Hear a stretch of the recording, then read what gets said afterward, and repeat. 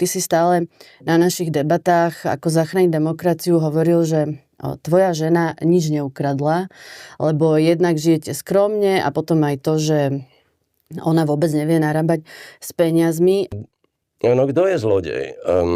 Zlodej je niekto, kto urobí niečo, ukradne, aby zbohatol.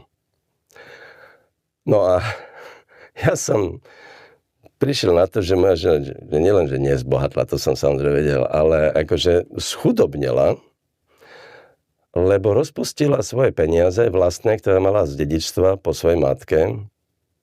A teraz hovorím o sume, ktorá mne vyrazila dýchať, to je akože rádovo viac ako 200 000 eur, ktorú ma proste rozpustila v projektu Fórum, lebo sa to nestihalo financovať. A ona do toho postupom rokov vlastne vrážila všetky svoje peniaze, ktoré mala.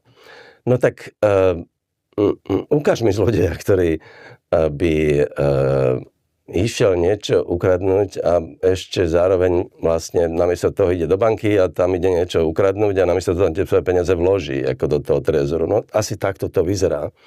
Takže to je jedna vec, pre ktorú ja vlastne môžem dať ruku za mŕtvu do ohňa, lebo viem, že ako som teraz na to prišiel, v podstate rozpustila všetky svoje peniaze, ktoré mala z dedičstva v tom projektu. No a toto zlodej proste nerobí.